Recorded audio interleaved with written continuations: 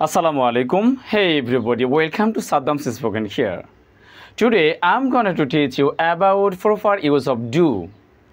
Do আমরা কয় ভাবে ব্যবহার করে থাকি আমি আজকে আপনাদের সেটাই শেখাবো। There are two types of use of do. Do এর দুই ভাবে ব্যবহার হয়। Number 1 as a main verb, number 2 as a auxiliary or for making questions. এক নম্বর হচ্ছে মেইন ভার্ব হিসেবে ব্যবহৃত হবে, দুই নম্বর সেটি হচ্ছে অক্সিলিয়ারি ভার্বের কাজ করবে। যদিও এটি অক্সিলিয়ারি ভার্ব না, তারপরে প্রশ্ন তৈরি করতে অক্সিলিয়ারি ভার্বে কাজ করবে। যেমন আমি যদি প্রেজেন্ট ইনডেফিনিট টেন্সে যাই তাহলে আমরা দেখতে পাবো আই ডু ইট, আমি এটা করি। আই ডু ইট, আমি এটা করি। আচ্ছা বলুন তো এখানে ডু ছাড়া কি অন্য ভার্ব আছে? না। তাহলে এটি কি ভার্ব? অক্সিলিয়ারি ভার্ব না, এটা হলো main verb. You do the work, তুমি কাজটি করো। ইউ ডু দ্য ওয়ার্ক, তুমি কাজটি করো। তাহলে এখানে ডু ছাড়া অন্য কোনো যেহেতু ভার্ব নেই, এই জন্য এটি main verb. We do the work, আমরা কাজটি করি। দে ডু ইট, তারা এটি করে। চিলড্রেন ডু দ্যাট, ছেলেরা ওইটা করে। চিলড্রেন ডু দ্যাট, বাচ্চারা ওইটি করে। তাহলে আমরা কি বুঝলাম? ডুটি মেইন ভার্ব হিসেবে ব্যবহৃত হবে। Number 1 use. তাহলে আমার সাথে একটু প্র্যাকটিস করুন তো। I do, you do, we do, they do. I do, you do, I do, you do, we do, they do, children do, my friends do, my uncles do. তাহলে পৃথিবীতে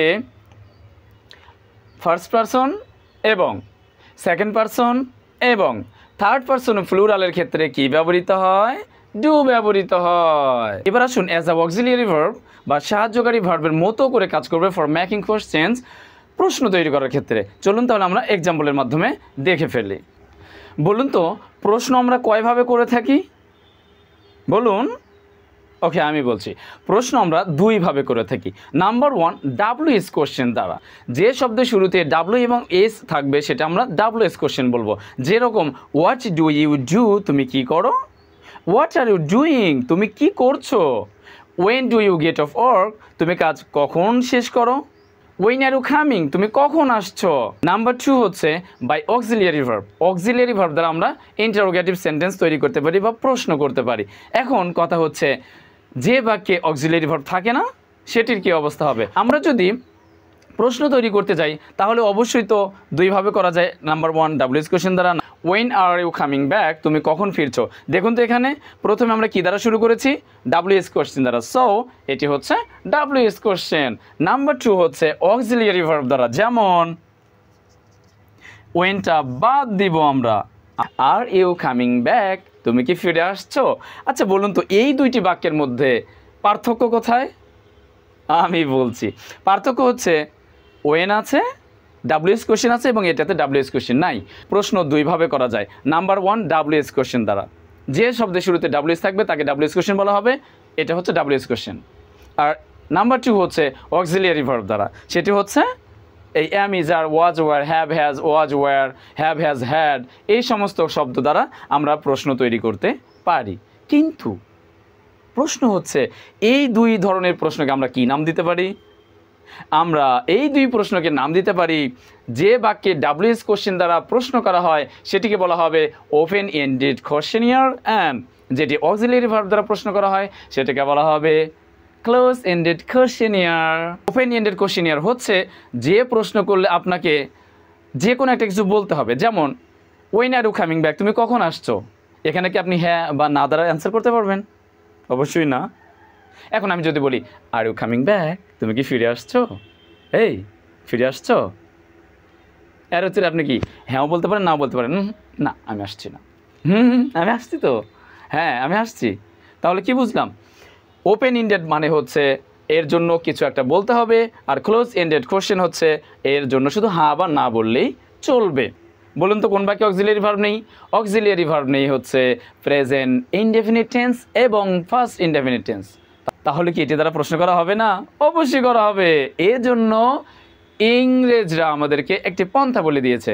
বলছে যদি কোনো বাক্যে অক্সিলিয়ারি ভার্ব না থাকে you can use do. How do do? তোমরা do use করতে পারবে। চলুন তাহলে আমরা ডু এর ব্যবহার আজকে শিখে ফেলি। সামনের দিন আমরা ডাজের ব্যবহার শিখবো, তারপরে শিখবো আমরা ডিড এর ব্যবহার। যেমন এই বাক্যে দেখুন, I love you, present indefinite টেন্সের গঠন প্রণালী কি? Subject, verb, object. I love you, আমি তোমাকে ভালোবাসি। এটা যদি আমি বলি তুমি কি আমাকে ভালোবাসো, তুমি কি আমাকে ভালোবাসো, তাহলে এটা কি হবে? এখানে তো অক্সিলিয়ারি ভার্ব নেই, আমরা কি দ্বারা প্রশ্ন করবো? ডাব্লিউএস কোশ্চেনও না। এই ক্ষেত্রে আমরা ব্যবহার করব do. Do you love me? Do you love me? তুমি কি আমাকে ভালোবাসো? Do you love me? তুমি কি আমাকে ভালোবাসো? তাহলে ডু আমরা কখন নিলাম?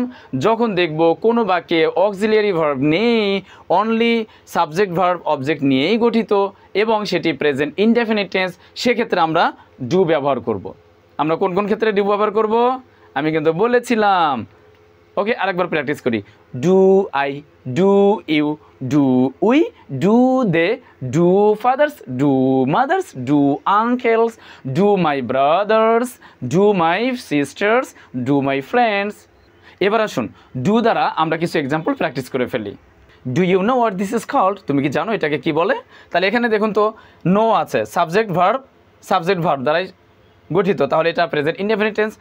প্রেজেন্ট ইনডেফিনিট টেন্সকে যদি আমরা ইন্টারোগেটিভে রূপান্তর করতে চাই তাহলে অবশ্যই আমাদেরকে একটা ডু নিতে হবে। এই জন্য বলুন আমার সাথে, do you know what this is called?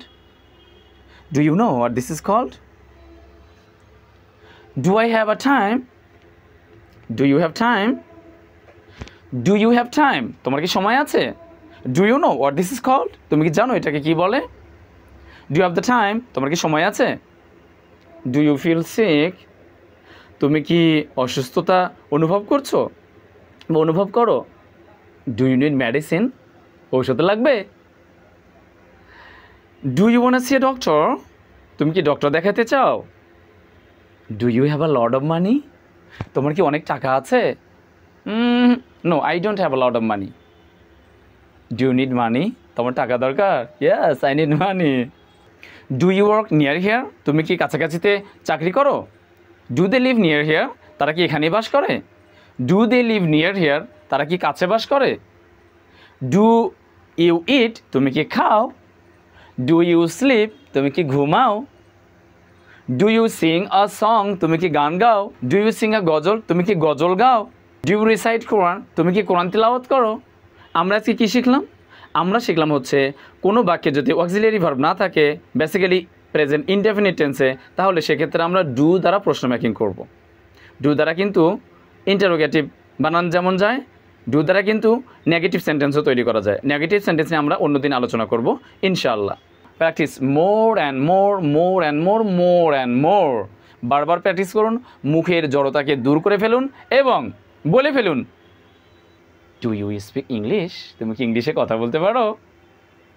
No, I don't speak English. না, আমি ইংরেজিতে কথা বলতে পারি না। ইউ হ্যাভ টু লার্ন, তোমাকে শিখতে হবে। ইউ হ্যাভ টু রিড, তোমাকে পড়তে হবে। ইউ হ্যাভ টু লিসেন, তোমাকে শুনতে হবে। After that you will success ইনশাআল্লাহ। সাথে থাকুন, শুনতে থাকুন। Saddam spoken here. Bye by.